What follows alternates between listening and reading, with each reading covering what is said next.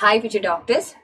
NEET 2024 result വന്നപ്പോൾ മുതൽ ഒരുപാട് കോൺട്രവേഴ്സീസ് നമ്മൾ കേൾക്കുന്നു. നിങ്ങൾ ഓരോരുത്തരും ഒരുപാട് കാര്യങ്ങൾ അനുഭവിച്ച് വിഷമിച്ചിരിക്കുകയാണ്. റിസൾട്ടിലുള്ള നിങ്ങൾ ഓരോ വിഷമങ്ങളും, പിന്നെ പേപ്പർ എക്സാം കണ്ടക്ട് ചെയ്തതിലെ പാളിച്ചകളും, അതുപോലെ തന്നെ പേപ്പർ ലീക്ക് ആയതിനെ കുറിച്ചുള്ള ന്യൂസും എല്ലാ രീതിയിലും മക്കൾ വളരെ ഡിസ്റ്റർബ്ഡ് ആയിരിക്കുകയാണ്. ഇന്ത്യയിലുള്ള എല്ലാ നീറ്റ് കോച്ചിങ് ഇൻസ്റ്റിറ്റ്യൂട്ടുകളും ഇതിനെതിരെയായിട്ട് പ്രതികരിക്കുന്നുണ്ട്.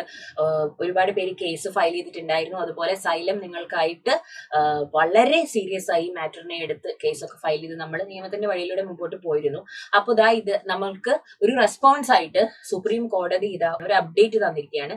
സുപ്രീം കോടതി പറയുന്നത് നീറ്റ് UG 2024 കൗൺസിലിംഗ് പ്രോസസ്സിന് സ്റ്റേ ഒന്നും ഉണ്ടാവില്ല. അതായത് കൗൺസിലിംഗ് പ്രോസസ്സ് നിർത്തിവെക്കുകയോ ഒന്നും അവർ പറയുന്നില്ല അതിനെക്കുറിച്ച്. പക്ഷെ അവർ പറയുന്നത് ഈ പേപ്പർ ലീക്ക് അതുപോലെയുള്ള ഈ എക്സാമിൽ നടന്നിരിക്കുന്ന ഈ ഇഷ്യൂസ് കാരണം ഒരുപാട് കുട്ടികൾ വിഷമിക്കുന്നുണ്ട്. അത് അവർ മനസ്സിലാക്കുന്നു. അതുകൊണ്ട് NTA ഇവർക്ക് ഒരു എക്സ്പ്ലനേഷൻ കൊടുക്കണം എന്നുള്ളതാണ്.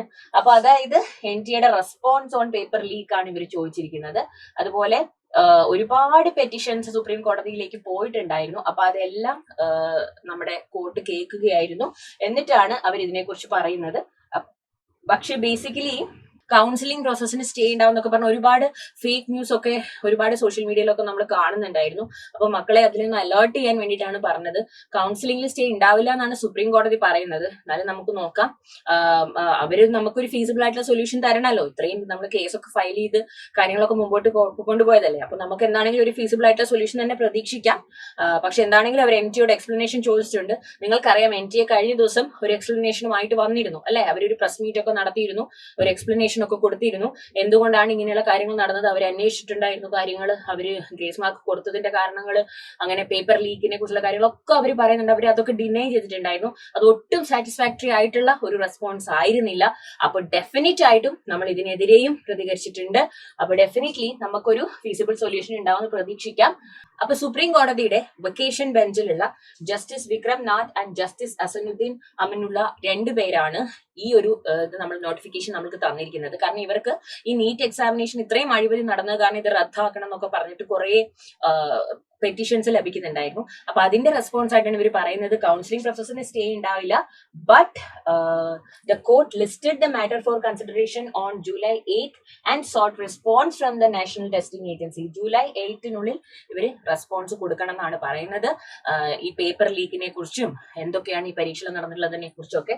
അപ്പൊ നമുക്ക് ന്യായമായിട്ടുള്ള ഒരു റിസൾട്ട് തന്നെ പ്രതീക്ഷിക്കാം അല്ലെ. അവർ പറഞ്ഞ കാര്യം ഇവിടെ എഴുതിയിട്ടുണ്ട്. We will not stop the counselling if you argue further we will dismiss this. അങ്ങനെയാണ് കോർട്ട് റിമാർക്ക് ചെയ്തത്. അതായത് കൗൺസിലിംഗ് റദ്ദാക്കണം എന്നൊക്കെ പറഞ്ഞവർക്ക് കുറെ ഇത് ലഭിക്കുന്നുണ്ടായിരുന്നു തോന്നുന്നു. Okay, so the court was hearing A batch of petition seeking cancellation of the NEET UG 2024 over alleged paper leak and other irregularities this year. Similar petitions are pending in different high courts including Delhi and Calcutta High Court.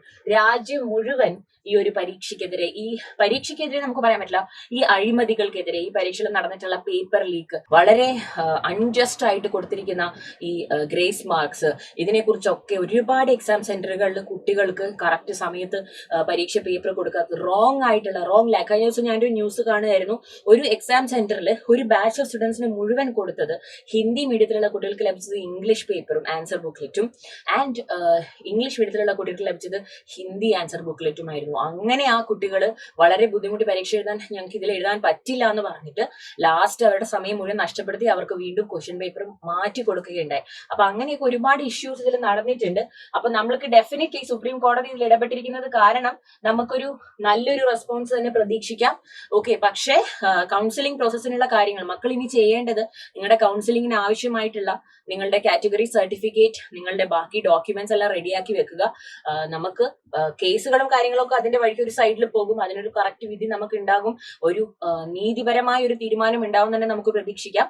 Okay, അപ്പൊ ബാക്കി മക്കൾ വിഷമിക്കാണ്ടിരിക്കുക. ഇനി എന്ത് update ഉണ്ടെങ്കിലും ഞങ്ങൾ വന്ന് നിങ്ങളെ അറിയിക്കുന്നതായിരിക്കും കേട്ടോ. അപ്പോ ബൈ.